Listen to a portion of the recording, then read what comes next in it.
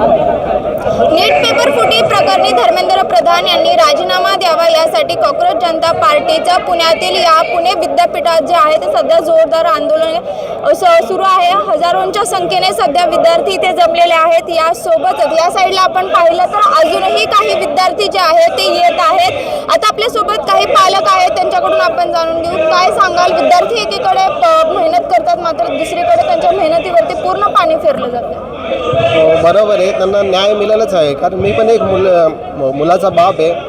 जर मुलं चुकत असेल तर मी त्यांना हे बोललो असतो का थांबा म्हणून, पण मुलं चुकत नाही, मुलं बरोबर लाईनीवर आहेत। जर ते जे आंदोलन करत असेल त्या आंदोलनाला आमचा पूर्ण पाठिंबा नाही, म्हणजे जे पालक ह्या नात्याने ह्या सर्व मुलांना आमचा पाठिंबा आहे। मुलं योग्य प्रकारेच करत आहेत। जर मोदी जर खरोखर चांगल्या मनाचे असतील तर त्यांनी राजीनामा द्यावा आणि आमचे दीपके साहेबांनाच प्राईम मिनिस्टर बनवा।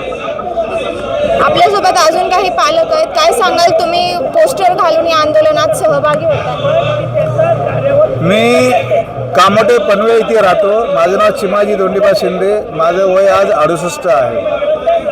ह्याच्यामध्ये येण्याचा उद्देश हाच आहे, हे आमच्या मुलाप्रमाणे आहेत। मुलांना शिक्षणासाठी जो खर्च करावा लागतो तो खर्च करत असताना पालकांना काय पोटाला चिमटा देऊन त्रास सहन करावा लागतो तेही मला जाणीव आहे। आणि मुलं ज्यावेळेला परीक्षेला बसतात, अभ्यास करून परीक्षेला बसतात, त्यावेळेला पेपर फुटी होते। मग पेपर फुटी 2014 पासून कंटिन्यू चालू आहे। वेगवेगळ्या प्रकारची पेपर फुटी होते। मग ह्याच्यावर केंद्र सरकार, राज्य सरकारचं कर्तव्य नाही का ह्याच्यावर अंकुश आणणं? पण धर्मेंद्र प्रधान म्हणतायत एकीकडे की आमच्याकडून पुन्हा अशी चुकी होणार नाही किंवा नीट पेपर जसं फुटलंय परत तसं काय होणार नाही, आम्ही काळजी घेऊ। हे 2014 पासून म्हणतच आलेत ना। ज्या वेळेला इन्क्वायरी लागते ती इन्क्वायरीचा परत कधी रिझल्ट देतात का? काही देत नाही। हा अनुभव आपला। त्याच्यासाठी ज्यांनी चुकी केलेली आहे ते जरी म्हणत असतील आम्ही पुढे चुकी करणार नाही, मॅडम मी सुद्धा सरकारी नोकरी करून रिटायर झालेले आहे। चुकीचं काम करणार नाही अशा प्रकारे आम्ही शपथ घेऊन नोकरी करत असतो, केलेली आहे। आणि चुकी जर झाली तर आम्हाला पनिशमेंट दिली जाते आणि पनिशमेंट देऊन जर ऐकत नसेल तर नोकरीहून काढून टाकलं जातं। 2014 पासून हे पेपर फुटीचं प्रकरण आहे। यांना आता माफी नाही, यांचा राजीनामाशिवाय पर्याय नाही। एकीकडे सोशल मीडियावरती त्यांचा राजीनामा मागितला जातो। आता प्रत्यक्षात कॉक्रोच जनता पार्टी फील्डवर उतरलेली आहे, तरी पण ते राजीनामा देत नाहीये। काय कारण? बघा, माझं नाव डॉक्टर पठाण आहे। मी स्वतः एक डॉक्टर आहे। माझा मुलगा आता नीटची परीक्षा देणार आहे।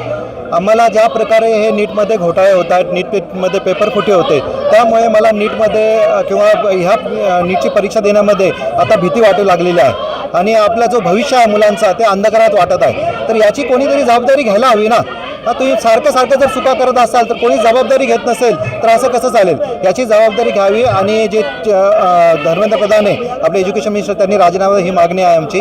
चीफ जस्टिस ऑफ इंडिया यांनी आम्हाला ही पदवी दिलेली आहे। हे जे आमच्या गळ्यामध्ये आहे, मी कॉक्रोच आहे, ही आम्हाला मिळालेली पदवी आहे। मी स्वतः एक ॲक्टिव्हिस्ट आहे। मी खोपोली नगर परिषदेमध्ये जेव्हा कोणत्या प्रश्नांवर काम करतो तेव्हा खोपोलीचे जे मुख्याधिकारी आहे त्यांनी मला ही डिफेमेशनची नोटीस पाठवलेली आहे। कारण मी नगर परिषदेमध्ये एका भ्रष्टाचाराच्या विरोधात मी व्हिडिओ बनवत होतो। नगर परिषदेमध्ये जे काम चालू असतं त्याच्या विरोधात आम्ही आवाज उठवतो, तर हे आम्हाला अशा प्रकारे डिफेमेशनच्या नोटीसी मिळतात। ते असे काम होत असतात। त्याच्या विरोधात आवाज उठवण्यासाठी कॉक्रोच जनता पार्टी जे काम करत आहे ते अतिशय योग्य काम करत आहेत। अभिजित के यांनी जे आंदोलन उभं केलेलं आहे ते अतिशय योग्य आहे आणि सरकारने रिस्पॉन्सिबिलिटी घ्यावी आणि सुरुवात करावी आणि राजीनामा द्यावा, ही आमची मागणी आहे।